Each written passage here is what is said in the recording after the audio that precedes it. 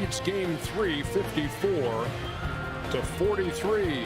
We welcome you to the American Express Halftime Report. As we've taken the show on the road, Ernie Johnson along with Shaquille O'Neal, Kenny the Jet Smith, and Charles Barkley. 11-point game, Chuck, and Houston's got to look at this and say, it's not like we haven't had our chances in close. This is just like Game 1 in that regard. They've had so many point-blank misses in the first half. Well, you're going to miss some shots. My biggest concern for them would just be the turnovers. They got 9 turnovers. And Ernie, remember when I told you a couple of weeks ago, I said you can do that against 9 out of 10 teams, 10 teams in the league, but you can't do it against the Warriors. Yeah, 10 turnovers for 13 points in the first half. And only 4 for Golden State. And that's not going to work. But to me, I don't like the pace of the game for the Rockets. I would love to see Chris and James speed up. Reggie says something about it. Speed up. Don't run the shot clock down. You're going to have a mismatch.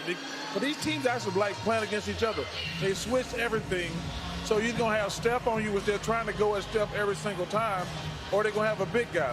Just get into the shot clock a lot sooner. Start your play with 10 to 15 seconds to go instead of 5 or 6, so they put the shot clock on your back. Houston's 43 points in the first half. They're low for this postseason, and they trail 54-43. The American Express teammates from the Golden State side, Kevin Durant and Andre Iguodala, both in double figures. They're the only Warriors in double figures, as Steph Curry continues to struggle. 3 for 11, 1 for 7 from deep for his 9 points. But what you see out of Andre Iguodala in the first half, Shaq? Yeah, we all thought Steph Curry from coming home was going to step it up and have a big first half, but he hasn't. But Andre Iguodala or others, always been the other.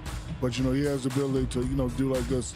If I'm not mistaken, he had finals MVP one time. Yep. He doesn't shy away from the moment. Doesn't ask for the ball out, but just makes very, very simple plays. Right here, mismatch, gives a guy a little bump, shoots right over, misses it, follows it up for the jam.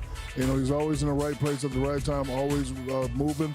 And, he's going to score some points until Steph Curry wakes up. But I would never imagine him being the second lead scorer in the half at home at Golden State.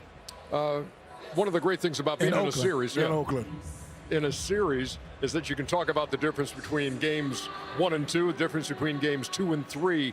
What's the obvious thing that jumps out to you in the difference between 2 and 3? Well, offensively, if you're Houston, defensively, you're Houston, you said you have to take away easy baskets. And I thought in this game early, even though they struggled, it's the fact that they gave easy baskets. Here's the isolation that we talked about, but they turned into a turnover. And when you give Golden State layups, they're too good to sustain because they eventually will hit threes. Again, if you make the incorrect decisions in here, or you get blocks by Looney, who comes in and does a great job, again, if you give layups to guys, then they're too difficult. And the last part is, they went back into this isolation. Here, they get the one-on-one that they wanted, but here we are, 15 seconds in the shot clock. Now we're under 10 again, and then you pass the ball out, freeze it. So now you're under 10, and now you're putting pressure on Trevor Ariza, who is a finisher but not a playmaker, to make a play down 10 because there's nothing down on the shot clock, nothing else to do.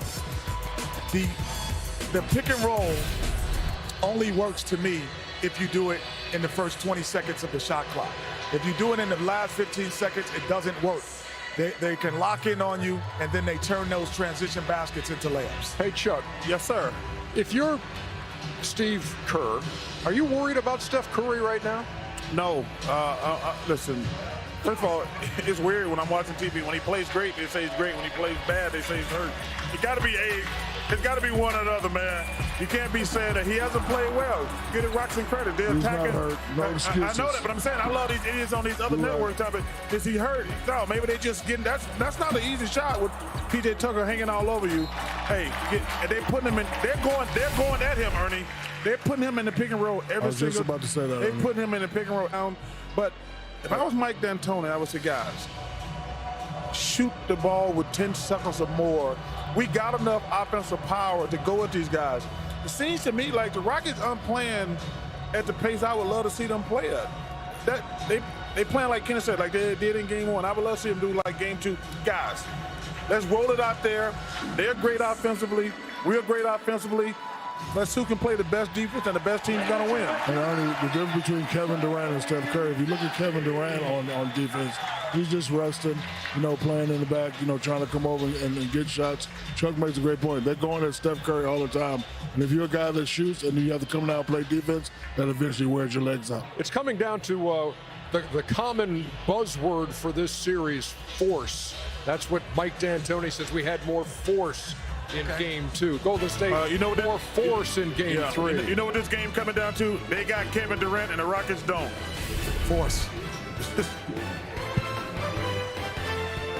Welcome to the American Express Halftime Report, live from the Western Conference Finals in Oakland. American Express, the official card of the NBA.